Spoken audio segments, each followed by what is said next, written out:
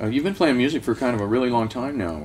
What was your favorite era? When was the time where you felt like the audiences were more receptive and the players were all enthusiastic and there was a lot of new and changing things happening?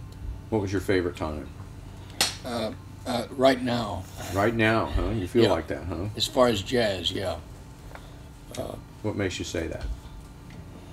Well, I think that jazz, there's just no doubt about the players, the jazz players today are eons ahead of what we did in our day. That doesn't mean to say that they don't have things to learn, because when you're young you have to learn to pace, you know, and there's a tendency to play, fill every space with notes, you know. Fortunately or unfortunately for me, I never was technically skillful enough to do that.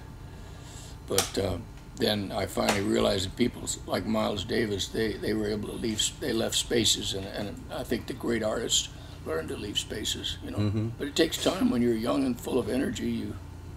When I came up, I was playing like, you know, Lester Young was my biggest hero musically, and of course early Lester Young is still pretty tough to beat. Back when he was with Basie's band, he was, you know. But I was playing pretty simplified music. I realize when I hear records of it now that it was nothing to be ashamed of, because it was my sound and so forth, but I was very careful never to play wrong notes, you know. And too many years of doing that, I finally just realized nobody cares whether I play a wrong note or not. It doesn't matter.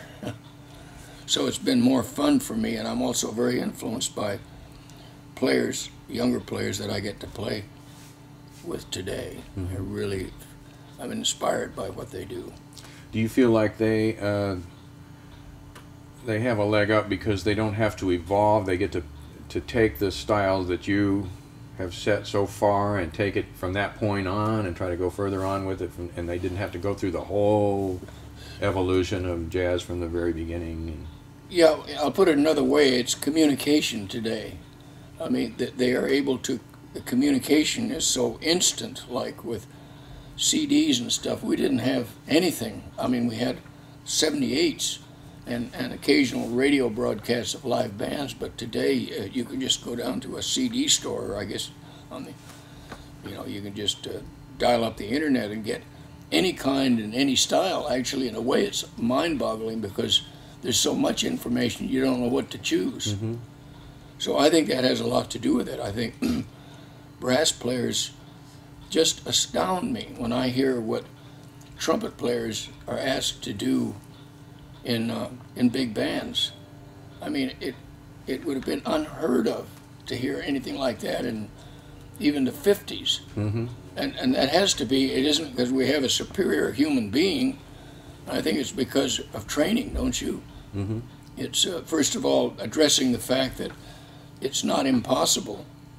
There's a trumpet player named Bobby Shew who used to be out here, and he was a nice jazz player, and he played lead trumpet, but he seemed to have a lot of trouble with chops sometimes when he was playing with Toshko's band, which had a lot of... And then years later go by, and I'm playing at the Port Townsend Jazz Festival for Bud Shank, and I'm in his band, and says, and now Bobby Shew is going to come up and play Maynard Ferguson. And I say, well, he's not a high note trumpet player. And he came out there, and I couldn't believe my ears what that man had just by force of knowledge and application had done. So I think it's not, they're not superior human beings, you know. I think it's just training, schooling. What do you think?